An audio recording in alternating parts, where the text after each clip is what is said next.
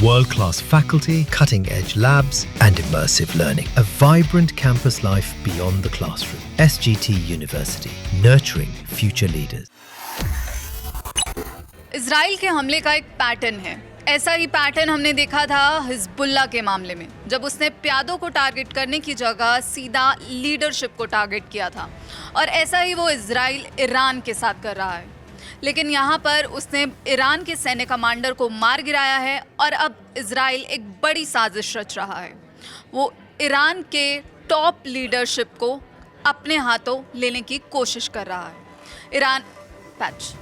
Israel अब इस पूरे मामले में क्या साजिश रच रहा है और ईरान में क्या क्या हुआ है, ये हम चेतन से जानेंगे। चेतन, पूरा मामला क्या है? क्यों कहा जा रहा है कि इजराइल अब ईरान की टॉप लीडरशिप को अटैक करने की साजिश रच रहा है? देखिए सोनम, बिल्कुल सही कहा आपने। जिस तरीके से इजराइल का एक पैटर्न है, उसने खुद कहा है, वहाँ के जो प्रधानमंत्री हैं बेंजामिन नेतन्याहू, उन्होंने साफ तौर पर बार बार कहा है कि हम नीचे वालों को नहीं छेड़ेंगे, हम टारगेट करेंगे टॉप लीडरशिप को। और यही ईरान के प्रॉक्सी हिजबुल्लाह के साथ हुआ था।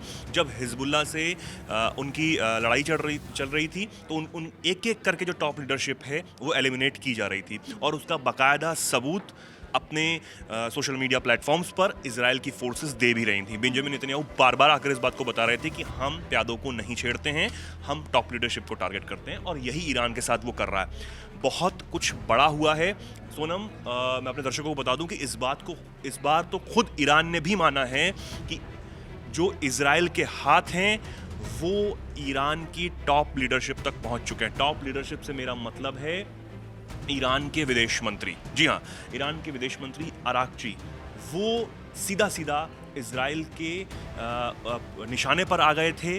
उनकी गर्दन तक इजराइल के जो लड़ाके उनके हाथ पहुंच चुके थे। ये दावा ईरान की तरफ से किया जा रहा है और ये दावा किसी और ने नहीं किया है। ईरान ने ये दावा खुद विदेश मंत्री के सलाहकार ने किया है। अब ये कोई छोटी मोटी बात नहीं है। अगर वो इस बात को कह रहे हैं तो एक बड़ी बात हो जाती है।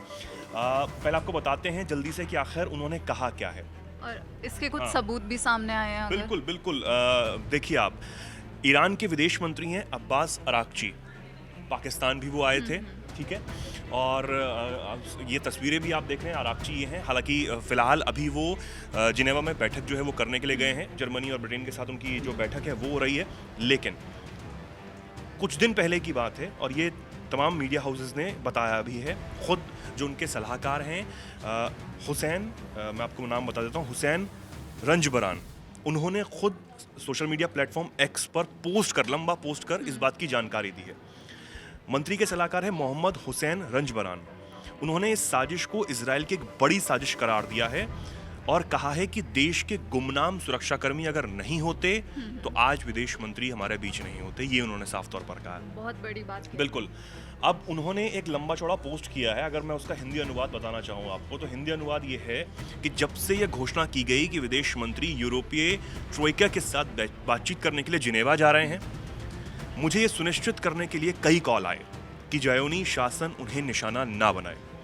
हाँ, निश्चित रूप से ऐसा खतरा था और हालांकि सैयद अब्बास अराक्ची खुद को राजनयिक सेवा के प्रमुख से ज़्यादा मातृभूमि का सिपाही मानते हैं। उन्होंने इस बात को बताने की कोशिश की है कि जो अराक्ची हैं वो विदेश मंत्री तो हैं ही, लेकिन वो उससे ज़्यादा ईरान की धरती के लिए, अपनी मातृभूमि के लिए खुद को सिपाही मानते हैं, उसके लिए मर मिट जाने के लिए भी तैयार है। ये कहीं ना कहीं बताने की कोशिश की है।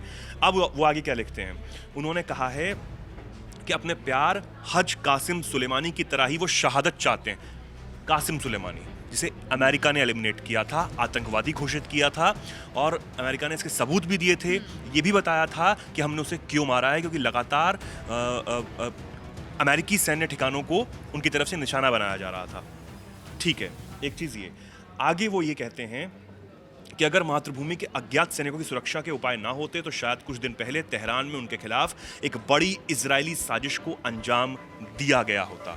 यहाँ वो लिख रहे हैं कि अगर कुछ गुमनाम सैनिक जो उनके आसपास, किसी को नहीं पता, शायद वो उस यूनिफॉर्म में भी ना हो, ये उन्होंने अपने पोस्ट में बताने की कोशिश की, अगर वो उनके आसपास नहीं होते तो आज वो विदेश मंत्री ना होते, कुछ बड़ी साजिश तेहरान में पहले ही रची जा चुकी होती। अब इससे ये साफ नज़र आता है कि इजराइल के ऊपर जो दावे किए जा रहे हैं वो कितने पुख्ता तरीके से उनके करीबी जो हैं वो रख रहे हैं, जो टॉप लीडरशिप है ईरान की, उनके जो करीबी हैं वो रख रहे हैं कि किस तरीके से अब जंग के बीच तमाम अफवाहें भी उड़ती हैं, लेकिन फिर भी अगर विदेश मंत्री तक ये बात पहुंच रही है तो कुछ ना कुछ तो चल रहा है। और तेहरान में, और जो हम पैटर्न देखते हैं, पैटर्न की बात कर रहे हैं, चाहे हम मोसाद की बात भी कर लेते हैं, अमान जो एजेंसी है उसकी हम बात कर लेते हैं, तो हम ये जानते हैं कि मोसाद किस ढंग से काम करती है। ठीक है, और मोसाद के कई सैनिक जो हैं वो पकड़े भी गए हैं, उनको सज़ा भी ईरान की तरफ से दी गई है। ठीक है, लेकिन वो आगे लिखते हैं कि जो कि भगवान का शुक्र है विफल हो गई। आइए हम उनके और मानवता से दूर इस दुनिया में मातृभूमि के राजनयिकों के लिए प्रार्थना करें ताकि वो इस्लामी ईरान के अधिकारों को प्राप्त करने में सफल हो। अब उनके लिए आखिर में उन्होंने प्रार्थना की है।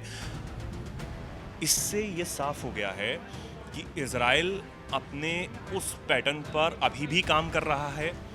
उसका सिर्फ एकमात्र उद्देश्य न्यूक्लियर ठिकानों को तबाह करना ही नहीं है।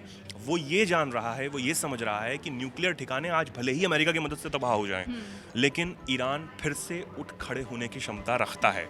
अगर ईरान क्षमता नहीं रखता तो वो हिजबुल्ला और हमास जैसे प्रॉक्सीज को नहीं पालता और दोनों ही प्रॉक्सीज से इजराइल पर हमले नहीं करवाता और आज खुलकर खुद इस जंग में नहीं आता।